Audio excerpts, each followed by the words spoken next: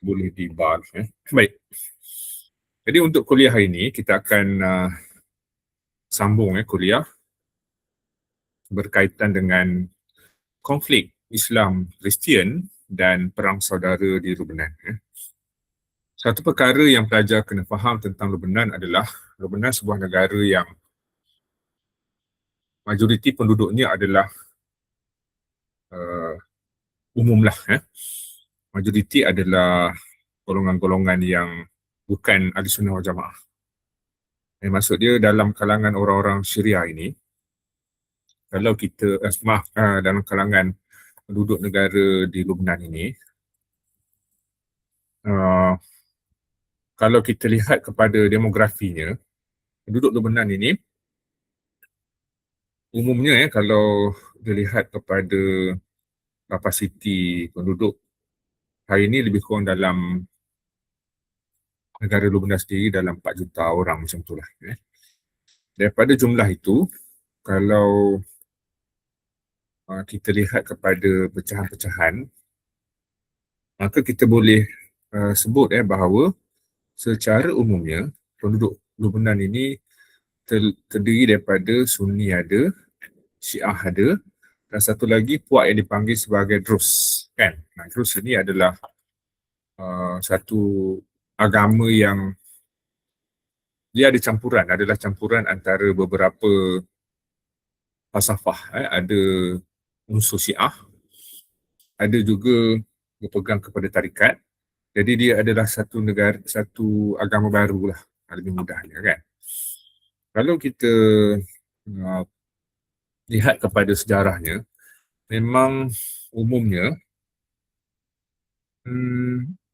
jumlah, walaupun jumlah Muslim itu antara lebih kurang dalam 50 hingga 60% lebih daripada puak-puak lain, tetapi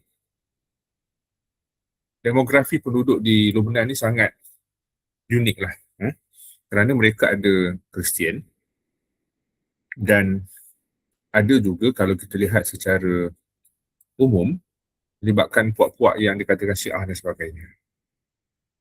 Jadi demografi ini menunjukkan satu perbezaan yang ketara lah. Dan ini adalah satu keunikan di Lubnan adalah ada juga dalam kalangan mereka ini yang beragama Kristian. Itu yang berbeza dengan tempat-tempat lain lah. Baik, dan satu yang unik tentang Lubnan ini disebabkan demografi penduduk yang berbeza ini, maka mudah menimbulkan konflik. Dan Lubnan adalah contoh berlaku apa kita panggil sebagai konflik antara agama yang menyumbang kepada perang saudara. Perang saudara Lubnan bermula tahun 75 sampai tahun 1990. Adalah antara perang saudara yang paling lama, dan perang saudara ini umumnya melibatkan dua puak. Satu Muslim yang dipimpin oleh orang-orang Palestin yang berhijrah ke Lubnan. Sebab Lubnan ni, ramai orang Palestin ni berhijrah ke Lubnan, tinggal kat sana. Dan kelompok Hamas, PLO ni kuat kat sana. Jadi ini membawa kepada konflik dengan golongan-golongan ekstremis Muslim dengan ekstremis Kristian, kan? Palangis. Golongan Palang ni adalah satu gerakan Islamik pelampau Kristian. Yang mana konflik antara dua negara ni, dua kumpulan ini membawa kepada apa? Membawa kepada perang saudara yang tercetus pada tahun 1935. Walaupun yang Muslim itu bukanlah orang tempatan. Mereka adalah orang Palestin yang berlindung di Lubnan. Tetapi ini juga menyumbang kepada konflik dan menyebabkan berlakunya perang saudara di Lubnan. Baik, ini peta yang menunjukkan negara Lubnan. Kalau pelajar lihat di sini, peta ini menunjukkan bagaimana Lubnan ini secara umumnya merupakan sebuah negara yang terletak di selatan Turki, di bahagian barat Syria, di selatannya adalah dahulu Palestin lah, sekarang di bawah penguasaan Israel, kan? Dan Lubnan terkenal dengan pokok cedar. Cedar ni macam pokok apa panggil? Pokok cedar ni satu pokok yang macam pokok ru tu, pokok yang pine tu, kan? Dia ada tumbuh di kawasan pergunungan Lubnan. Sebab tu kalau tengok bendera Lubnan, kan? Ni, dia ada pokok cedar. Ni pokok cedar. Yang mana ini bendera Lubnan ketika zaman penjajahan Perancis dan ini bendera Lubnan kemudian. Dia menjadikan pokok cedar itu sebagai lambang negara lah. Macam kita lambang negara Malaysia adalah bunga raya kan. Dia menggunakan pokok cedar. Dan di sana dia ada pegunungan Lubnan yang sangat ikonik lah. Beirut terletak di sini. Ibu negeri Lubnan adalah Beirut. Kan, di sini. Dan Damsyik ni adalah ibu negeri kerajaan Syria hari ini dan pernah menjadi satu ketika dulu adalah satu kawasan yang pernah menjadi ibu negeri kepada kerajaan Damsyik, kerajaan Umayyah, kerajaan Bani Umayyah. Beirut, Tripoli ni sama nama dengan wilayah di Libya. Kan? Sebab ini dulu dalam sejarah hari ini pun masih ada kesan seni bina kerajaan Rom di sini. Menunjukkan satu ketika dulu ketika kemuncak kerajaan ataupun empayar Rom, kawasan ini juga merupakan antara kawasan yang pernah dikuasai lah. Nampak di sini ada Tripoli, Beirut, Sidon. Ini pegunungan Lubnan yang sangat penting lah. Sehingga ke hari ini. Ini Homs. Homs ni kawasan yang mana kalau kita belajar dalam sejarah kerajaan Syria yang lepas, kita dah belajar, inilah tempat penempatan golongan pejuang Ikhwan Al-Muslimin Syria. Mereka berlindung di Homs. Kan? Baik, sejarah umumnya dari segi sejarah. Lubnan dikenali sebagai Lebanon ataupun dalam bahasa Inggeris dipanggil Lebanon. Tapi dalam bahasa Arab dipanggil Lubnan. Kan? Lubnan ini adalah gelaran yang diberikan oleh orang Greek merujuk kepada orang-orang Assyria ataupun masyarakat Leban ataupun Masyrik yang tinggal di bahagian timur. Dan dari segi keluasan negara, Lubnan merupakan antara negara yang paling kecil lah dalam kalangan negara-negara baru pasca kejatuhan kerajaan Turki Osmaniyah. Kecil saja, dia paling kecil. Tetapi dia unik kenapa? Sebab dia ada pantai dan dari segi demografi penduduknya ada golongan Kristian, Syiah dan Sunni. Sunni paling banyak lah, lebih separuh. Tetapi dia jadi masalah di Lubnan apabila dalam bancian yang dibuat ketika zaman penjajahan Perancis. Satu ketika bancian itu menunjukkan lebih ramai penduduk Kristian. Itu yang menyebabkan ditetapkan jawatan-jawatan tertentu, jawatan utama dalam pentadbiran kerajaan. Presiden mesti Syiah. Kristian. Kan? Dan kemudian Perdana Menteri adalah Sunni. Disebabkan dia membahagikan jawatan-jawatan itu berdasarkan kepada kelompok agama. Itu yang kemudian menjadi masalah. Kalau Syiah pula akan memegang jawatan sebagai ketua Dewan Perwakilan. Kan? Itu ditetapkan sejak zaman penjajahan Perancis. Dan ketika merdeka, perkara ini tidak apabila Lubnan merdeka daripada Perancis, perkara ini tidak diselesaikan.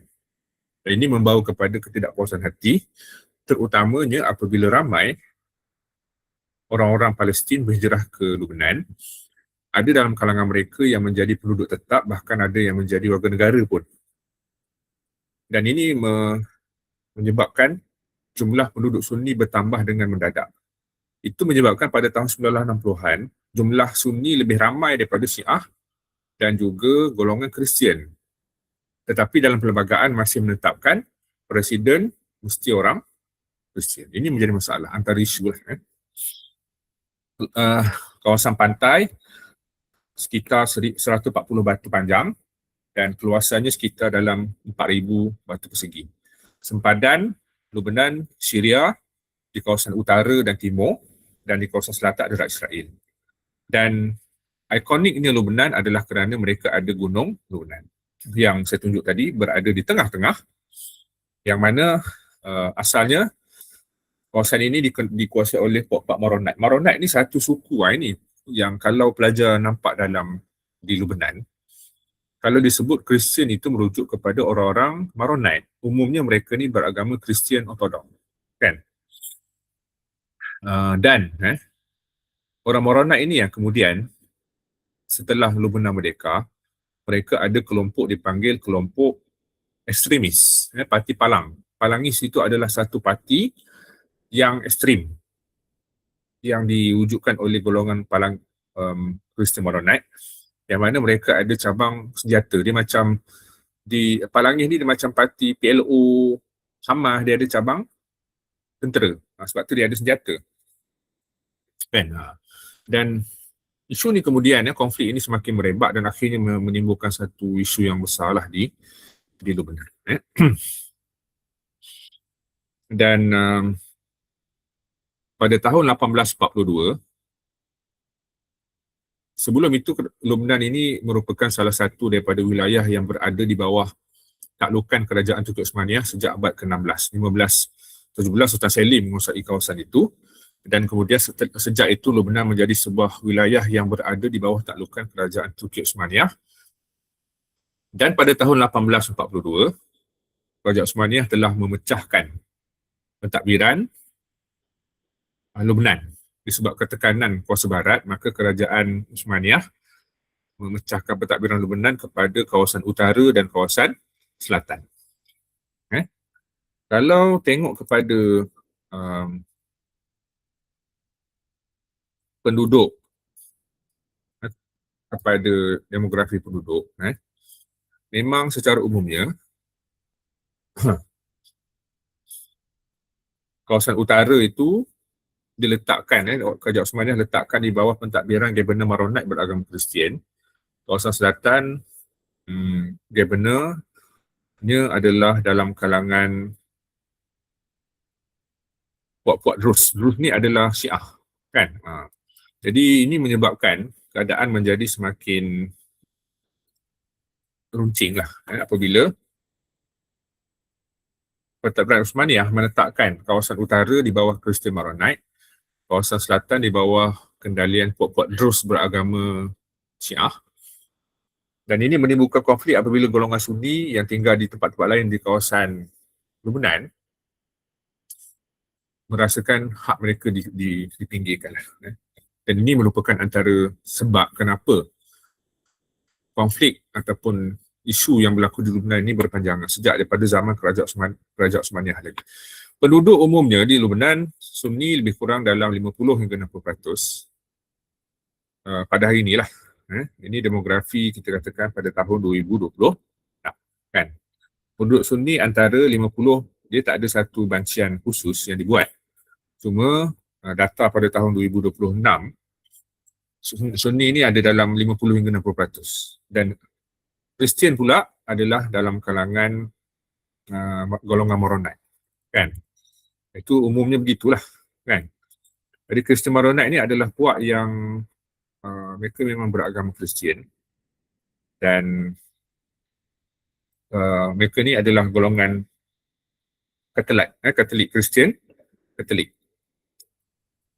Dan majoriti dalam kalangan mereka ini tinggal di kawasan Lubnan dan kawasan Syria, Jordan dan juga Iraq. Secara umumnya lah. Mereka tinggal mata rata, kan.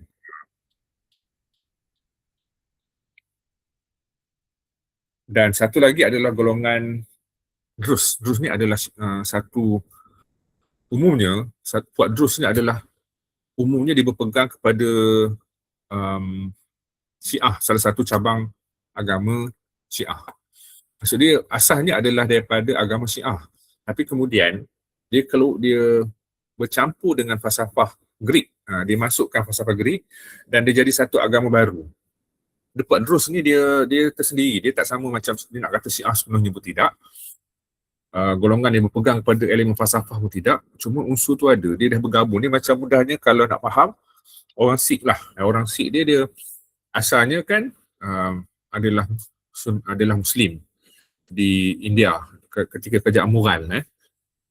Kemudian kebetulan pemerintah Raja Guru Nanak ketika itu dia berminat dengan ajaran Hindu. Maka dia cantumkan dua agama ini menjadi satu agama baru yang dipegang oleh orang-orang Sikh. Atau orang Sikh dia pakai serban, dia baca kitab dia ada pakai lah, dia pakai orang Sikh biasa dia akan pakai gelang perak. Lelaki akan simpan janggut, rambut panjang, dia diikat. Kalau cabut serban tu rambut panjang, itu falsafah agama Sikh kan. Agama Sikh ni adalah untuk orang-orang Sikh lah. Dia agama dia tak boleh masuk, dia macam agama Yahudi lah, khas untuk orang Yahudi. Dia tak boleh orang puak lain yang masuk kan.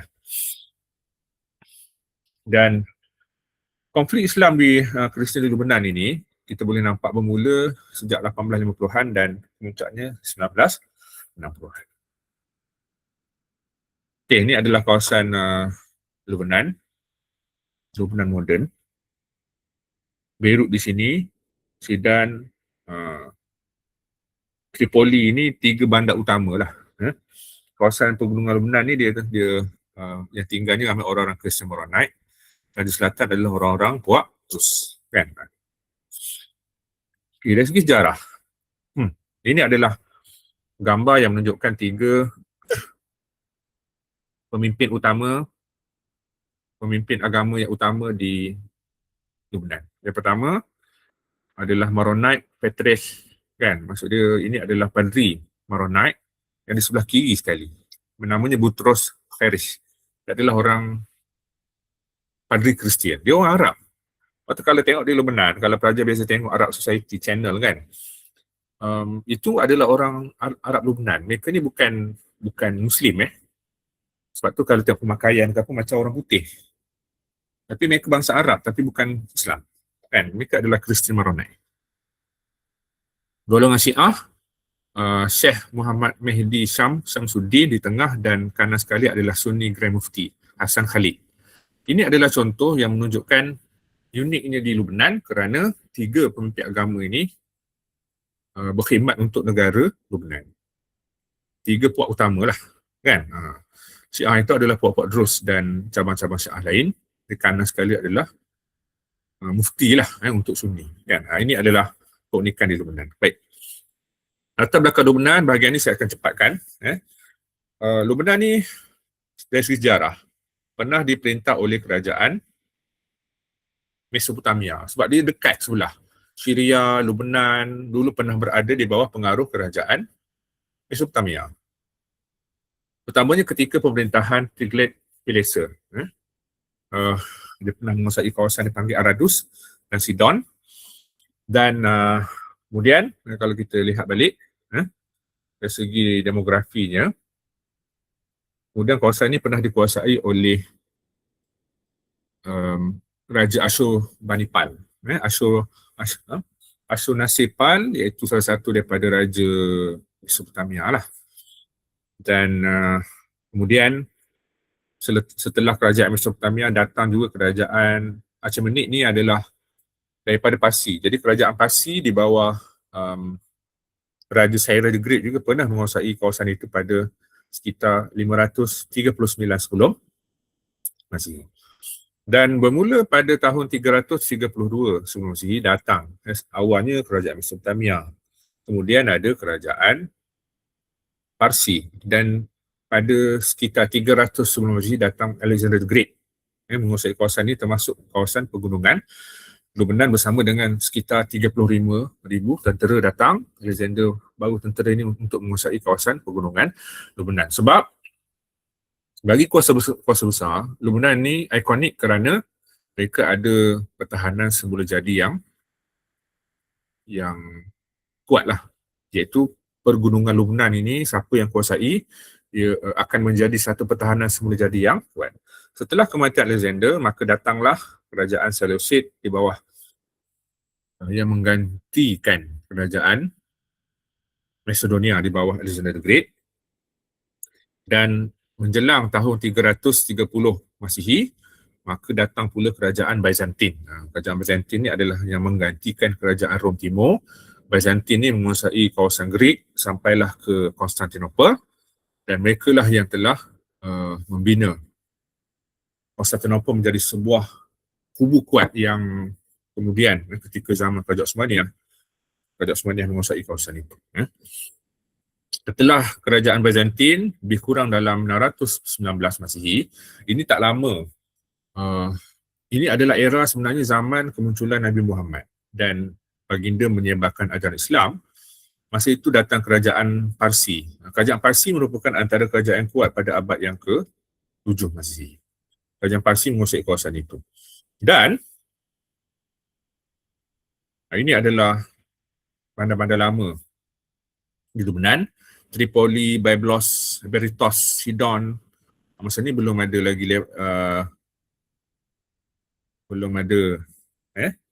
lagi bandar Beirut, kan? Yang ada adalah bandar-bandar kuno ni. Phoenician Territory itu adalah kawasan yang pernah berada di bawah Empire Phoenician, kan?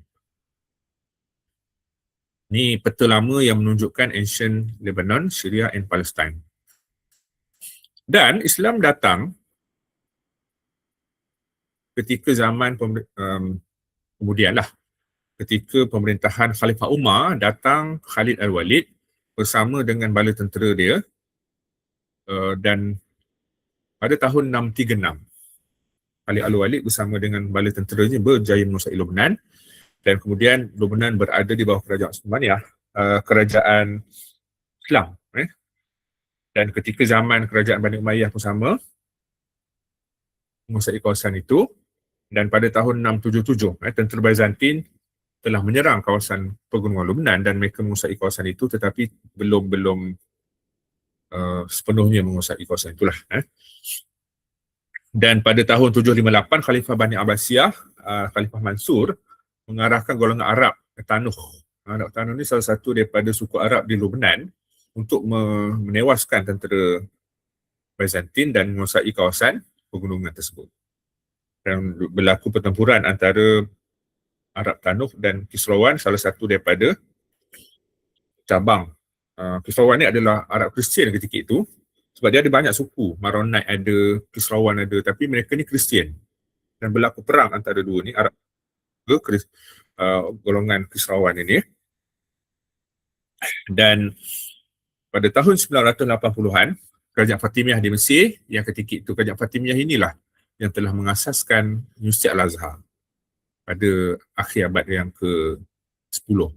900 lebih kurang macam tu. Universiti Al-Azhar diwujudkan, asalnya berpegang kepada fahaman Syiah, dan ketika zaman kemudian ketika zaman Salahuddin Al-Ayyubi sekitar abad ke-12, barulah fahaman Syiah itu digantikan dengan Ahlussunnah wal Jamaah. Dan ketika zaman kerajaan Fatimiyah pernah menguasai kawasan ini, dan Fatimiyah ini berpegang kepada falsafah Syiah Ismailiyah, kan, sesuatu daripada mazhab Syiah.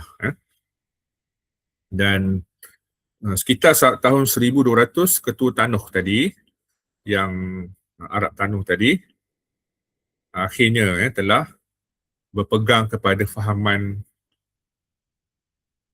Kristian, tetapi juga bercampur dengan fahaman-fahaman lain. Dia satu agama barulah, tetapi induknya masih Kristian Katolik tu. Cuma dia ada gabungan dengan fahaman-fahaman lain yang membentuk satu Puak Drus yang asalnya adalah orang Arab Tanuh, tapi kemudian berpegang kepada fahaman Kristian. Dan orang-orang Drus ini, pemakaian mereka macam ni. Tengok dalam gambar ni, ini wanita Drus. Kanak-kanak ni gambar kanak-kanak, tapi satu ketika dulu orang Arab Tanuh yang kemudian menggelarkan diri mereka sebagai orang Drus. Ini pakaian yang mereka pakai kemudian lah. Dan pada tahun 1099 berlaku Perang Salib Pertama, yang mana kerajaan Frank daripada Perancis telah menguasai kawasan Levant ataupun pantai sekitar dipanggil Kanaan ni, termasuklah kawasan Lebanon.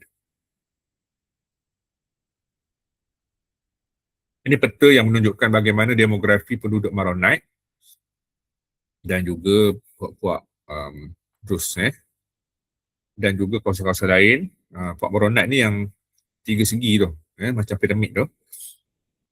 Tahun 850, 1080 sampai 1150. kita boleh nampak kawasan orang-orang Maronite ni semakin bertambah, dan yang berwarna petak berwarna hitam tu adalah orang-orang Syiah, ataupun kita panggil satu cabang daripada penduduk-penduduk di Lubnan lah. Dan sekitar 1110, kerajaan Frank telah mengalahkan orang Arab Tanuh di kawasan Beirut. Jadi di Lubnan, siapa yang datang pasti yang akan berminat untuk menguasai pegunungan Lubnan. Sebab itu dianggap sebagai kawasan penting. Macam mana-mana kerajaan yang nak menguasai Mesir, dia akan menguasai kawasan piramid. Kalau Lubnan ni tarikannya adalah pegunungan Lubnan tadi. 1190 pemimpin Syiah, imam yang 12, salah satu cabang Syiah iaitu Husamuddin Bisharah telah menguasai Jabal Amir, satu pegunungan di kawasan Lubnan. Dan sekitar 1215, Padri Maronite bernama Irmia telah menerima pengaruh Pop, dan ini menyebabkan kawasan Pop Maronite ini menjadi salah satu daripada pengikut agama Kristian Katolik yang kuatlah sejak daripada abad yang ke-13. Pada 1289, Sultan Mamluk daripada Mesir bernama Qalawun telah menguasai Tripoli daripada kerajaan Frank yang beragama Kristian daripada Perancis. Dan 1305, kerajaan Mamluk akhirnya mengalahkan Kesrawan, iaitu puak-puak Syiah Alawi tadi, dan kemudian telah mengembangkan fahaman Syiah, fahaman Sunni di sana. Dan sekitar 1242, Rus kembali memerintah Lubnan di bawah penguasaan kerajaan Mamluk, Sultan Ashraf Parsbi. Ini menunjukkan sering berlaku perebutan takhta dan kerajaan-kerajaan ini bersilih ganti antara Puak Drus dan sebagainya. Dan bermula pada tahun 1516, Sultan Selim akhirnya di bawah Sultan Selim, Islam dah kembali menguasai kawasan Lubnan, dan ini membawa kepada orang-orang Drus tadi telah disingkirkan dan diperkenalkan sistem dipanggil Mutasarrifiyah, salah satu daripada satu sistem governor di khusus untuk Lubnan, Mutasarrifiyah. Dan pada tahun 1540-an, Puak Maronite telah berhijrah. Puak Maronite telah berhijrah ke kawasan Kesrawan, dan ini membawa kepada kawasan itu kembali dipimpin dan dihuni oleh orang-orang Kristian. 1585, Kerajaan Osmaniyah menghantar ekspedisi untuk mengalahkan orang-orang Drus. Ini membawa kepada muncul seorang tokoh bernama Fakhruddin Man'an pada tahun 1595 telah dilantik sebagai timbalan Gubernur Sidon. Dan ini membawa kepada berlaku perebutan takhta dan kemudian berlaku perang, dan Fakhruddin bersama dengan Ali Jangulat iaitu Gubernur daripada Aleppo, Syria, akhirnya telah mengalahkan kerajaan Saipas. Dan pada tahun 1633, Kerajaan Osmaniyah telah menyingkirkan Fakhruddin tadi. Fakhruddin ni penduduk tempatan yang berjuang masa itulah nak pertahankan hak dia. Dan 1633, Kerajaan Osmaniyah menyingkirkan Fakhruddin dan kemudian menghantar ekspedisi untuk mengukuhkan pengaruh di sana. Kan, ini kawasan Israwan, Ma'an, Shuf, kan. Ni Beirut sikit je, kecil je. Dan 1697, Ahmad Man'an, pemerintah yang memerintah kawasan Man'an tadi, ini Man'an. Ini kan, akhirnya dia meninggal dan dia tak ada waris. Ini membawa kepada anak saudaranya bernama Bashir telah dipilih sebagai pemerintah, dan kemudian berlaku beberapa siri perang antara Haidar Shihab dan juga Bashir, dan ini membawa kepada pada tahun 1764, Yusuf Shihab, keturunan daripada Haidar Shihab tadi, telah menghapuskan penguasaan orang-orang Syiah di utara Lubnan. Dan pada tahun 1780, Gubernur Ahmad Pasha Al-Jazar yang merupakan gubernur dilantik di bawah kerajaan Osmaniyah telah menekan puak Syiah di Jabal Amir, dan 1789 Ahmad Al-Jazar memberi kontrak cukai Gunung Lubnan kepada Bashir. Maksud dia dalam tempoh ni keadaan tidak aman dalam tempoh abad ke-16-17. Sering berlaku perebutan takhta antara pemerintah tempatan dengan gubernur yang dilantik oleh Kerajaan Osmania. Jadi keadaan tidak pernah aman lah kat sana. Sentiasa berlaku konflik. 1820 adalah era kebangkitan orang Maronite kerana mereka tidak puas hati dengan kadar cukai yang dikenakan oleh Kerajaan Osmania di sana. 1831 tentera Mesir datang daripada Mesir menguasai kawasan Leban tadi, dan ini menunjukkan era kebangkitan kerajaan Mesir di bawah Khedif yang sudah pun keluar daripada pengaruh kerajaan Turki Osmania dan kemudian menonjol sebagai sebuah kerajaan yang berpengaruh. Dan 1840-an berlaku pemberontakan Port Maronite, dan 1845 Kerajaan Osmania memperkenalkan wakil sekretariat, iaitu satu jawatan khusus yang akan mentadbir Gunung Lebanon. Dan berlaku konflik antara orang Druze dan Maronite. Druze Syiah di selatan dan Maronite Kristian di utara.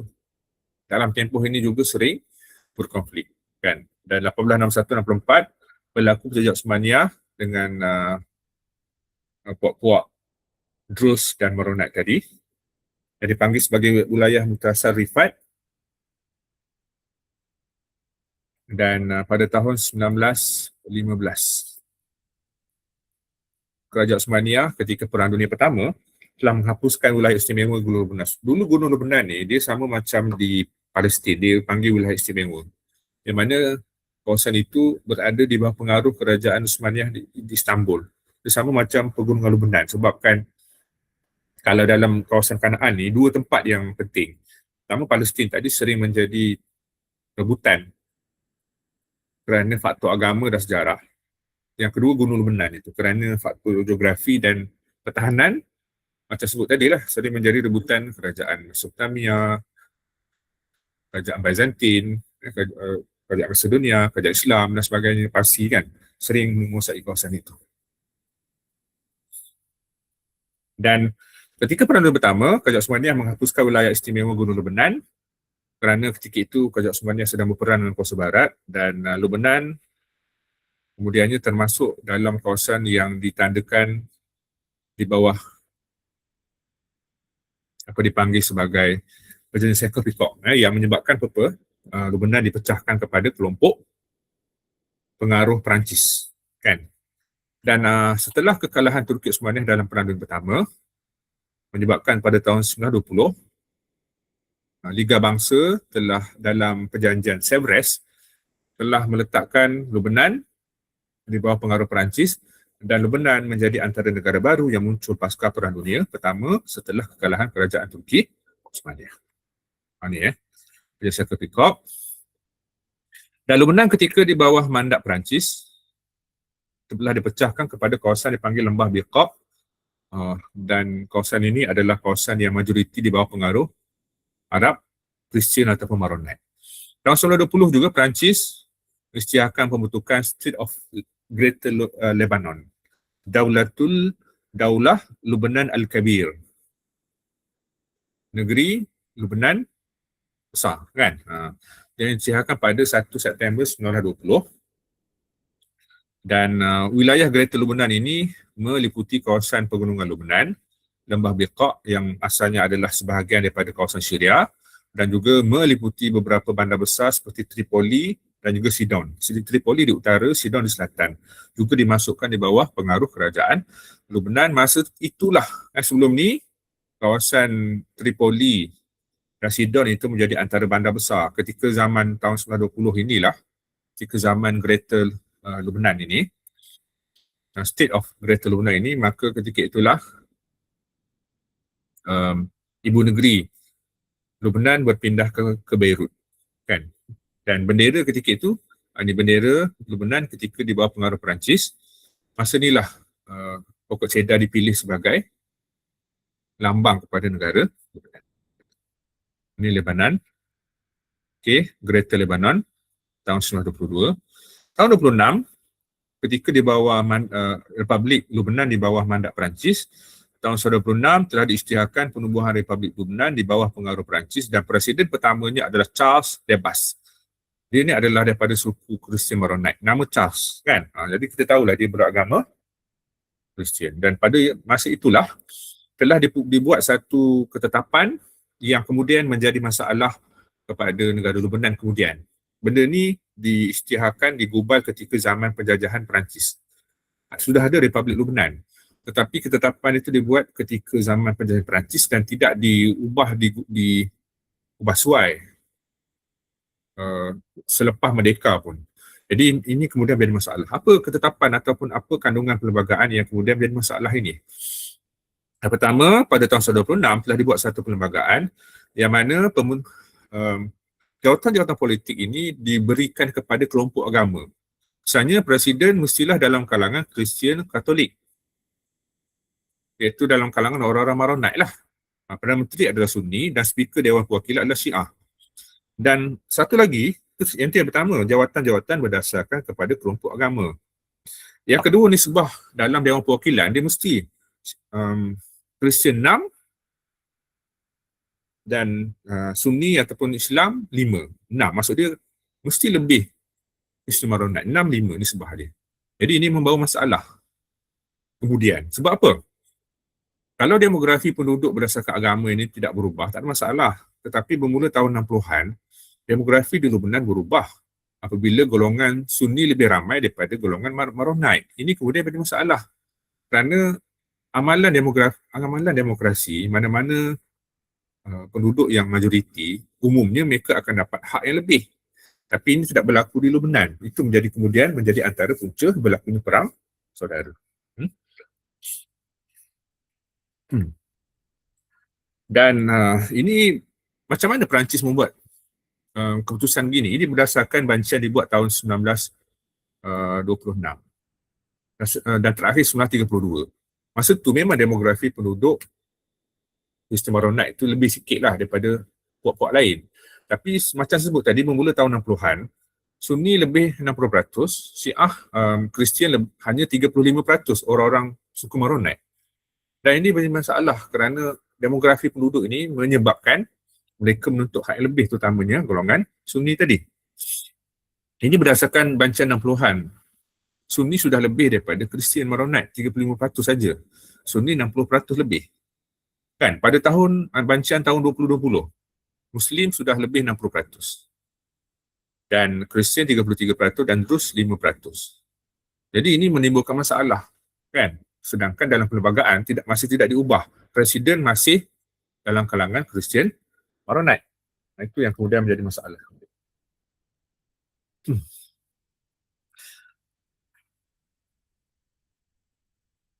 Dan tahun 40, Lubnan macam Syria terletak di bawah pengaruh Perancis. Okay, dan tahun 43 adalah tahun kemerdekaan Lubnan. Dan kemudian Presiden pertama Lubnan setelah merdeka bernama Emil Eder, juga dalam kalangan Kristian Maronite sebagaimana perlembagaan asal. Dan selepas itu Bashar Khoury. Dan ketika itulah perlembagaan Lubnan diisytiharkan yang mana pertimbangan kuasa politik diberikan umumnya kepada keseimbangan antara puak-puak inilah. Dan ketika itu juga jawatan pentadbiran negara berdasarkan kepada agama, Presiden Maronite Kristian, Perdana Menteri Sunni masih kekal sebagaimana tahun 1926 ketika zaman penjajahan Perancis. Speaker Dewan Perwakilan Syiah dan timbalan speaker adalah Great. Itu ketetapan dibuat ketika itu dan masih kekal sampai ke hari ini pun. Cuma selepas perang saudara diubah sikit. Yang diubah hanya demografi dari segi nisbah. Asalnya 65 tadi diubah 55, itu saja. Yang lain tidak berubah. Dan ini menjadi masalah. Baik, Perang Arab-Israel dan kemasukan pelarian Palestin. Baik, pasca Perang Arab-Israel tahun 48 hingga 67, ramai orang-orang Palestin berhijrah ke Lubnan. Walaupun dalam Perang Arab-Israel, Lubnan tak pernah hantar tentera secara rasmi pun. Tidak pernah hantar tentera secara rasmi. Tetapi apabila berlaku perang saudara, Perang Arab-Israel ini, ramai pelarian Palestin telah berhijrah ke Lubnan. Dianggarkan setelah pasca Perang Arab-Israel tahun 48, lebih daripada 100,000 pelarian Palestin yang masuk, dan pasca Perang Arab-Israel tahun 67, lebih daripada 300,000. Tahun 1975 dianggarkan ada 300,000 penduduk Palestin yang kemudian tinggal di Lubnan, sama ada mereka menjadi penduduk tetap ataupun ada yang menjadi warga negara. Tapi menunjukkan ramailah. Dan ini kesan jangka pendek membawa kepada konflik awal Islam Kristian. Misalnya tahun 58 pernah terjadi perang saudara di Lebanon apabila berlaku konflik antara Kristian dan bukan Kristian akibat daripada National Pact tahun 1943. Jadi sebenarnya percikan-percikan perang saudara ini sudah ada tahun 58 lagi. Dia bermula apabila Presiden Jamil Chamoun telah dipilih sebagai Presiden Lebanon yang kedua menggantikan Bashar al-Khawri. Dan Chamoun itu mendapat sokongan daripada Amerika Syarikat. Dan tahun 56, Perdana Menteri Abdullah Ali Yaffi, dia adalah Sunni. Dan Menteri Dalam Negeri Said Salam telah tak jawatan kerana Presiden Chamoun ketika itu enggan kutuk tindakan British dan Perancis menguasai Mesir. Masa itu British dan Perancis menguasai Mesir dan Perdana Menteri Lebanon Abdullah Ali Yaffi meminta Presiden kutuk tindakan tadi. Tapi Presiden Chamoun tak nak, Jamil Chamoun tak nak ikut dan mereka letak jawatan. Ini menyebabkan tahun 57, kumpulan Muslim tadi telah menubuhkan United National Front dan akhirnya pada masa sama Chamoun juga menyokong doktrin Eisenhower dan tindakan tadi menyebabkan Sunni bertindak mengkritik tindakan Presiden dan akhirnya berlaku konflik dan tahun 58 telah berlaku konflik dan ini membawa kepada antara bukti-bukti konflik ni apabila ada pengarang akhbar Al-Telegraph bernama Nasir Al-Matni. Nasir Al-Matni ini adalah golongan pro-Nasir dan dia ni Muslim lah. Dia pro-Nasir dan anti pada Presiden. Jadi telah dibunuh menyebabkan berlaku demonstrasi di Tripoli dan Beirut. Dan pada masa sama ada seorang Maronite iaitu editor majalah At-Tayyar telah dibunuh. Ini menyebabkan berlaku konflik. Dan orang Syiah ketika itu mendapat bantuan senjata daripada Syria pada bulan Julai tahun 58. 15,000 tentera Amerika dan lebih daripada 40,000 kemudian datang untuk selesaikan konflik ini yang kemudian menjadi contoh sebenarnya keadaan sangat getih di Lebanon. Kalau tak ada campur tangan luar, maka mudah berlaku konflik. Lebanon ni macam negara kita lah kerana ada agama-agama, ada penduduk yang Melayu, sini India sebagainya. Terutama perang saudara, konflik agama yang berlaku tahun 45, kemudian tahun 69 negara kita kan. Lebanon pun hampir sama kerana demografi penduduk yang rencang ini, berlaku sikit konflik pun mudah berlaku perang saudara. Akhirnya konflik ini menyebabkan lebih daripada 2,000 orang meninggal. Jadi ini bukti pertama sebenarnya sebelum perang saudara tahun 75 sudah ada bukti di Lebanon sudah ada konflik awal. Dan konflik PLO dan Israel. Apabila PLO dan Israel berperang dan mereka berkonflik, maka ini membawa kepada ramai pelarian PLO ni telah lari dan berlindung di Lebanon. Sekitar tahun 75, sekitar 300,000 penduduk pelarian Palestin yang lari dan tinggal di Lebanon. Ini menimbulkan keadaan yang sangat rencang. Dan ini membawa kepada perang saudara di Lebanon tahun 75. Kenapa berlaku perang saudara ni? Faktornya pertama, kerana perang Arab-Israel tahun 67. Kerana perang ini telah menyebabkan ratusan ribu penduduk Palestin telah melarikan diri dan tinggal di Lebanon. Ini menimbulkan ketidakpuasan hati dalam kalangan penduduk Lebanon yang melihat orang Palestin ini sebagai orang luar yang kemudian tinggal di kawasan mereka. Dan mereka tak selesa lah. Kan? Dan PLO juga bertapak di Lebanon. PLO ni dia berperang dengan Israel. Tapi dia kemudian lari mereka dan kemudian dia berlindung dan bersembunyi di Lebanon. Dan ini menimbulkan ketidakpuasan hati lah terutama dalam kalangan orang-orang Kristian Maronite dan juga Puak Drus yang tak puas hati. Satu lagi adalah ketidakseimbangan wakil Muslim Kristian dalam Dewan Perwakilan. Sebagaimana saya sebut tadi lah. Kan, disebut dalam Dewan Perwakilan berdasarkan National Pact tahun 43, Presiden mestilah Kristian Maronite. Yang kedua, Perdana Menteri adalah Sunni. Dewan Perwakilan ketuanya Syiah dan timbalan Speaker Dewan adalah Ortodok. Sedangkan demografi penduduk sejak tahun 60-an sudah berubah. Dan penduduk Sunni meminta supaya mereka diberikan hak untuk jadi presiden kerana mereka lebih ramai. Tapi ini tidak berlaku dalam perlembagaan, tidak diubah. Kan? Dan lain adalah kerana puak majoriti memimpin kerajaan dan konflik ini membawa kepada konflik Islam Kristian di Lebanon. Ini membawa kepada akhirnya berlaku perang saudara di Lebanon bermula tahun 75. Macam mana boleh berlaku perang ini? Dia bermula apabila ketika itu Presiden Jamil Samun ketika itu, sebab dia bekas presiden, dia ni ada kaya lah, dia ada kuasai satu perniagaan iaitu menangkap ikan. Dia adalah syarikat yang kemudian dia monopoli tangkapan ikan di pantai Lebanon. Jadi ada dan golongan lain tak puas hati kenapa bekas presiden masih cuba nak monopoli hak-hak ataupun menguasai ekonomi ini. Jadi berlaku demonstrasi dalam kalangan penduduk yang tak puas hati dengan tindakan tadilah. Cuma konflik terbuka berlaku dia bermula pada bulan April tahun 75. Ini kita anggap sebagai yang tadi itu antara faktor-faktor biasa yang juga menyumbang pada perang saudara ini. Tetapi konflik terbuka bermula pada bulan April tahun 75 apabila PLO dan PLO ni daripada Palestin tetapi bertapak di Lebanon. Kemudian telah berkonflik secara terbuka dengan Parti Kataib ataupun Palang yang dipimpin oleh golongan Kristen Maronite.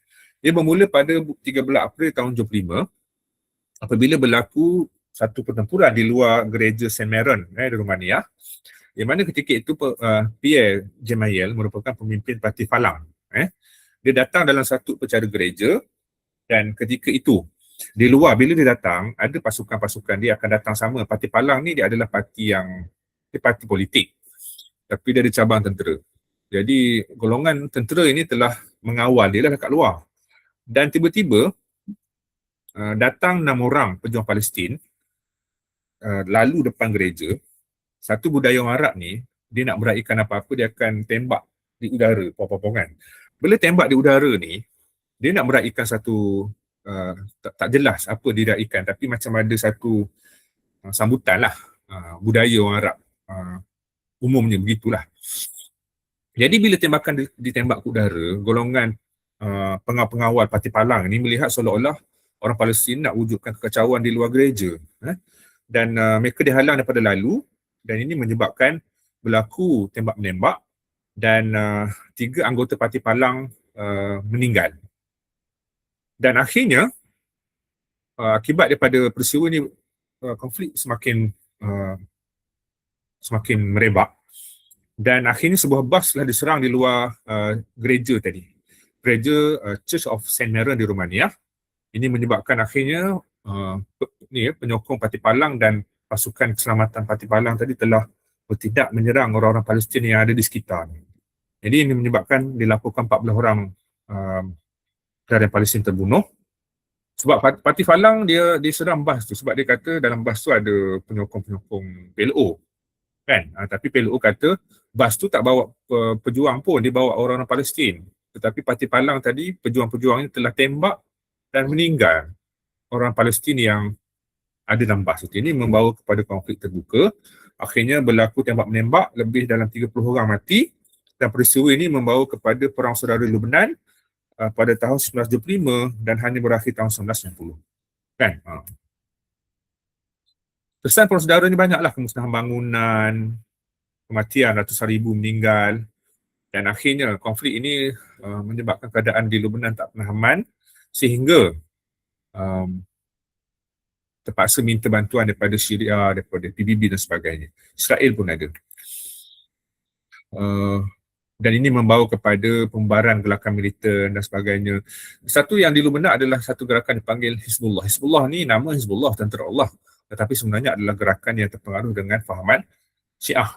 Kan? Konflik di sana. Dan kesan penting akibat perang ni selain daripada kematian, pemusnahan apa semua, PLO semakin ditekan dan akhirnya PLO keluar tapi pengaruhnya masih ada kat sana lah. Dan tahun 1982, Israel juga telah melancarkan serangan. Israel ni pula dia ambil kesempatan perang saudara di Lebanon antara orang-orang Sunni dan Syiah. PLO dan juga Palang, iaitu orang Palang Kristen Maronite. Israel pula ambil kesempatan, dia menceroboh sempadan dan ruang udara Lebanon atas alasan nak cari pejuang-pejuang PLO. Dan ini menimbulkan kemarahan penduduk Lebanon lah. Israel mudah-mudah masuk kan. Dan ini membawa kepada berlakunya konflik dan Israel yang kemudian pernah satu ketika bertapak di Lebanon akhirnya keluar tahun 85 Dan tahun 88, ini adalah permulaan kepada usaha hendak berdamai. Apabila telah dibentuk dua kerajaan yang kemudian cuba nak berbincang lah yang untuk selesaikan isu ni. Yang pertama, kerajaan Christian Maronite pimpinan Michel Aoun, dan kerajaan Islam Sunni pimpinan Salim Al-Hus, kan. Dan ini membawa kepada tahun 89 akhirnya ditandatangani Perjanjian Taif. Perang saudara ni tak ada puak yang menang pun, kan. Cuma Perjanjian Taif ditandatangani di Arab Saudi. Sekali lagi Arab Saudi menjadi orang tengah lah. Pada 22 Oktober tahun 89 telah diadakan satu perjanjian iaitu Perjanjian Taif, yang mana Arab Saudi telah menjemput menjadi orang tengah untuk selesaikan isu ni. Akhirnya dibawa kepada perbincangan. Akhirnya tak ada kata putus. National Pact 43 tidak diubah. Presiden Maronite, Kristian, Perdana Menteri adalah Sunni, Speaker Dewan adalah Syiah, timbalan Speaker Kristian Ortodok. Dia tak ubah benda tu. Cuma yang diubah nisbah. Daripada awal nisbah 65, Kristian 6, Muslim 5, diubah pada 5-5. Itu saja. Tapi ini pun sedikit sebanyak walaupun tidak memuaskan hati dua-dua pihak. Tapi sekurang-kurangnya golongan majoriti terutama Muslim ini, PLO lah kemudiannya, mereka boleh bertolak ansur lah kerana tetap ada perubahan dalam sistem pemerintahan. Tahun 1990 akhirnya Perang Saudara berakhir dan Presiden Muda Ilyas Harawi dilantik menjadi presiden masih dalam kalangan Kristian Maronite. Cuma bila yang berubah tu adalah dari segi wakil dalam Dewan. Sebelum ini Kristian Maronite yang utama kerana nisbah itu tidak menyebabkan walaupun mereka minoriti kerana National Pact 43 tahun 43, mereka kekal lebih ramai daripada Muslim. Tapi selepas Perang Saudara 1990, nisbahnya 50-50 pun masih tidak memuaskan hati